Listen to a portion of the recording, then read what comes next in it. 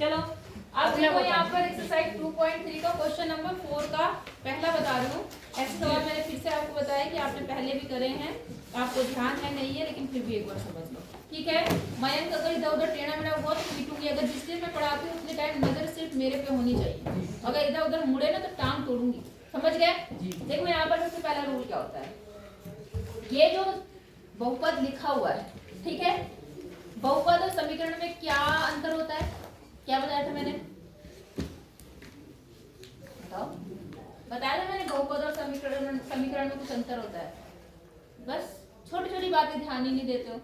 आदित्य बहुत बेकार हो गया तू, बस तेरा दिमाग सिर्फ हंसने में चलता है और बोलने में, थोड़ा सुधार अपने में। समझ आ रही बात। इसमें क्या है, बहुपद क्या होता है, जिसके बराबर में जीरो नहीं होता, इनइक्वालिटी नहीं होती। बात समझ आ गई।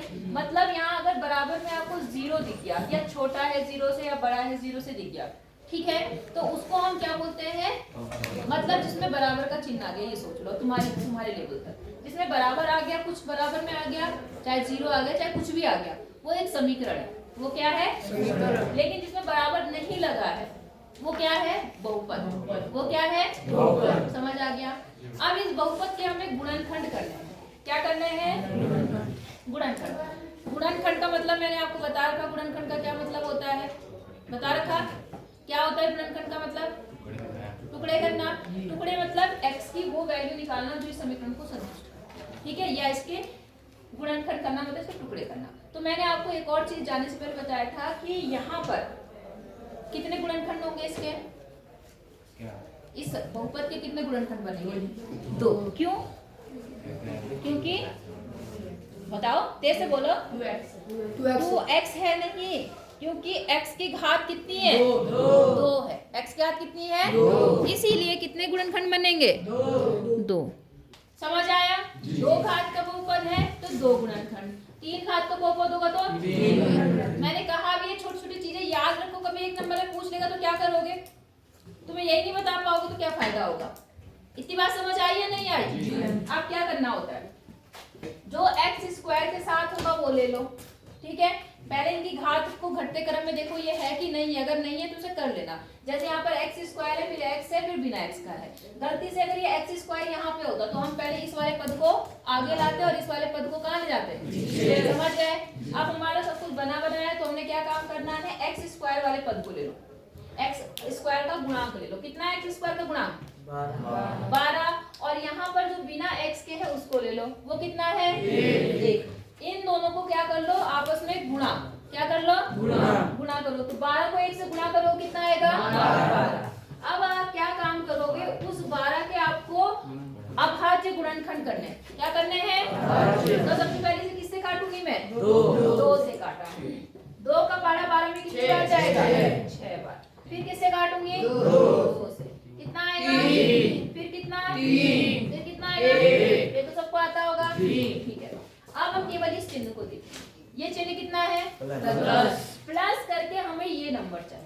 अगर यहाँ माइनस होगा तो माइनस करके ये नंबर चाहिए, अगर प्लस होगा तो प्लस करके ये चाहिए। कहाँ से, इनमें से। मतलब यहाँ से हमें 2 जोड़े बनाने हैं। कितने जोड़े बनाने हैं, 2। और वो ऐसे जोड़े होने चाहिए कि जोड़ करके 7 दे, क्या दे दे, 7। और सारे यूज करने होते हैं, सारे क्या करने पड़ते हैं। तो कोई बता सकता है क्या जोड़े बनेंगे, 2 2 3। समझ गए।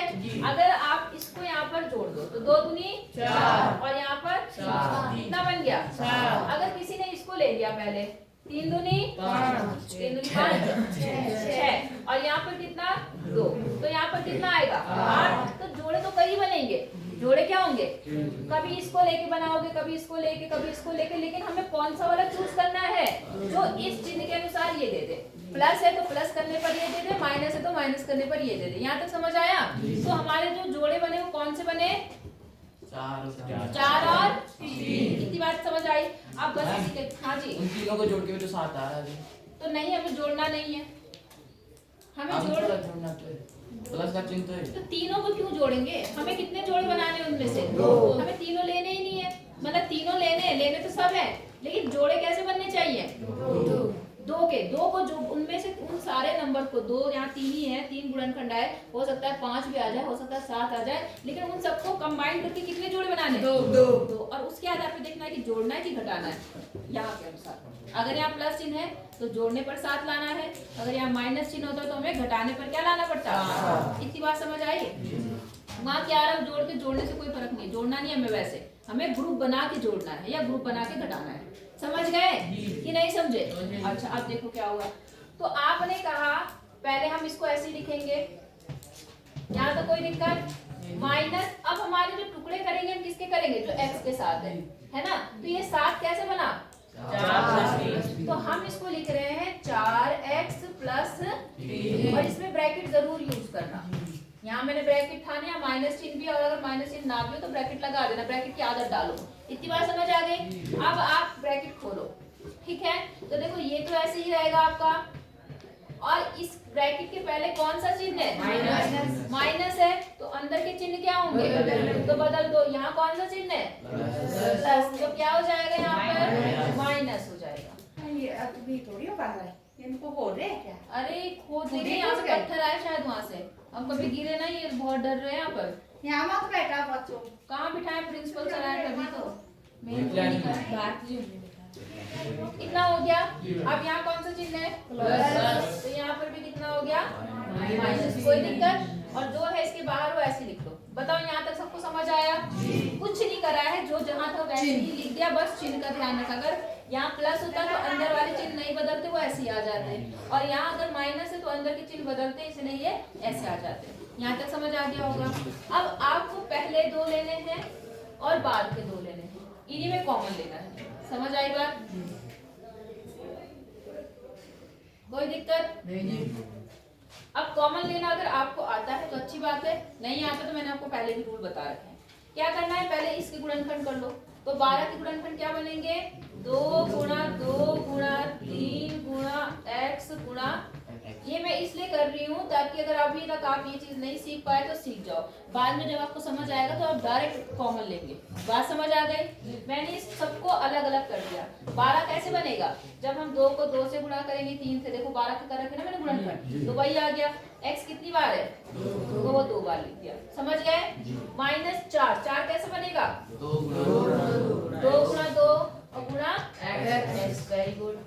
माइनस यहाँ 3x है, तो 3 का कोई गुणनखंड होगा नहीं, तो ये क्या बन गया? 3x, और 1 का तो 1 ही रहेगा। बोलो समझ आया? अब इन दोनों में बताओ क्या ऐसा है जो दोनों में है?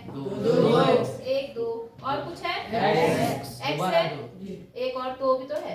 यहाँ 2 2 है, यहाँ पर भी कितने 2 हैं, और 1 क्या है साथ में, और अंदर क्या बचा? देखो ये बाहर गया, ये बाहर गया, ये बाहर गया, 3 बच गया 3x, और यहाँ कौन सा चिन्ह है? माइनस। यहाँ से भी 2x, ये सारा बाहर चला गया। जब सब कुछ बाहर चला जाता है तो क्या बचता है? 1। क्या बचता है? तो यहाँ पर कितना आ गया? 1। समझ आई बात? अब यहाँ पर आ जाओ, अगर इन दोनों में कुछ कॉमन है तो कॉमन ले लो, लेकिन अभी फिलहाल आपको ऐसा कुछ नहीं दिख रहा जो दोनों में है। दिख रहा है? तो जब ऐसे में कुछ नहीं होता तो क्या कॉमन होता है? एक सब जगह विद्यमान होता है। समझ गए? तो इसमें से हमने 1 कॉमन ले लिया। अब एक बात का ध्यान रखना, जब आप कॉमन ले रहे हो ना, इस ब्रैकेट इससे पहले कौन सा चिन्ह है? तो माइनस चिन्ह भी कॉमन हो गया, तो अंदर के चिन्ह क्या हो जाएंगे? बदल जाएंगे। तो क्योंकि ये माइनस है तो ये क्या हो जाएगा? और ये प्लस है तो अब देखना जरा, इस ब्रैकेट पे ध्यान देना। अगर दोनों ब्रैकेट एक जैसे आ रहे हैं मतलब आप सही कर रहे हैं, और अगर आपने दोनों ब्रैकेट में अलग अलग चीजें लिखी है तो समझ लो 100% क्या है? अपनी गलती तुरंत खोज लेना। इतनी बात समझ आई? अब ये दोनों ब्रैकेट जो है इनको एक साथ लिख लो। इनको क्या करो? एक साथ लिख लो। तो देखो 3x माइनस 1 मैंने एक ब्रैकेट में कर लिया, और जो इनके बाहर थे उसको हम दूसरे ब्रैकेट में कर लेंगे। तो 2 दूनी 4, और साथ में क्या? x, और माइनस का 1, ये दूसरे ब्रैकेट में आ गया जो बाहर थे। समझ आया? ये दोनों इसके क्या हो गए? गुणनखंड हो गए, और यही आपका क्या हो गया? आंसर। बोलो यहाँ तक समझ आया सबको? कोई दिक्कत है तो करो इसे, फिर बताओ कि मैं फिर अगला सवाल खुद ट्राई करो। कोई दिक्कत?